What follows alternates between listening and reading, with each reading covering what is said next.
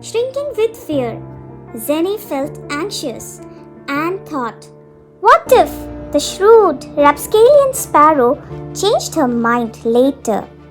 Suddenly, he heard Rosina's voice. Don't be afraid, Zenny. I will let you live, but only on one condition, that you shall never try to escape. The little firefly did not utter a word, only gave a silent nod. Then Rosina put Zenny back in the box where he sobbed and sobbed back to sleep. And now early next morning, when Rosina opened the box, she found little Zenny shrinking in a corner. She asked Zenny, Zenny, did you sleep? Zenny gathered some courage and in a shivering tone he replied, Dear Rosina, I promise I will stay with you, but please, dear Rosina, please don't hold me captive in this tiny box. I feel so afraid. Now Rosina thought for a while and said, Okay, I will be merciful. But then she was quick to add a condition. Rosina said, I would let you free inside the home, but only in my presence. I shall get you a glass box and will lock you in the box when I go out. Now Zenny had no other option, so he reluctantly agreed. Anyway, a glass box would be so much better than that suffocating dark box, Zenny thought. Rosina said, Now Zenny, come out. Let's have some food, or else everyone will say that I tortured you. Rosina smirked and added, We can be friends, Zenny. Please feel at home. When Zenny hopped out and glanced his new prison, he found a tasseled lamp from Little Persia, 2 long pink couches, and a little aquarium with some plastic fish and ferns fixed on the wall. The house was flooded with weird decor. He noticed a temple bell near the door with cords hanging outside for the visitors to ring. Zenny was unimpressed, but to please Rosina, he said, Dear Rosina, you have an interesting home.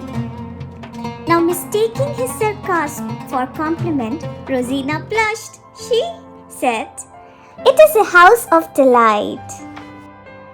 Now as days went by, a strange friendship began to brew between the two. With his smartness and some skills, Zenny won Rosina's heart. Rosina was not a master anymore and Zenny not a captive. Zenny became her mirror. He applauded when Rosina was happy and shed a tear when Rosina felt sad. So this friendship blossomed as the seasons changed. Soon the rain met the thirsty cloud and the earth swayed with the aura of petrichor. Every evening, Rosina and Zenny would lounge on the couch, sipping coffee and having conversations.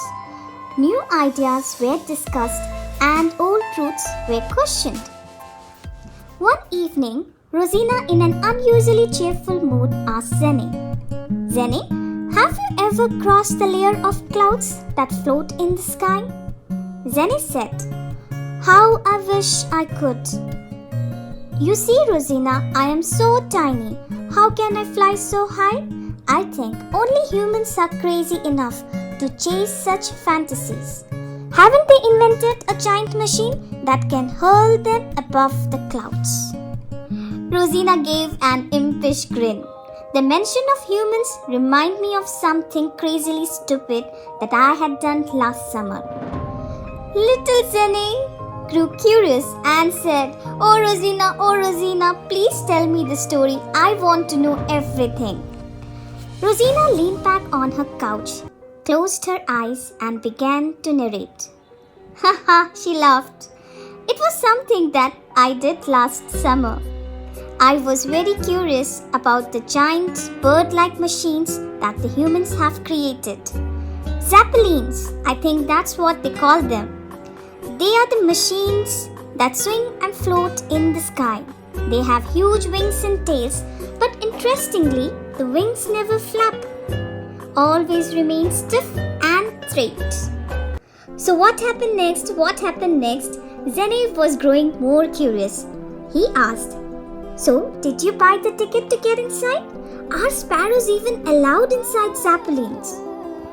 Rosina raised her eyes and she began narrating her adventure. I noticed an old lady boarding the zeppelins. She was holding a cane basket.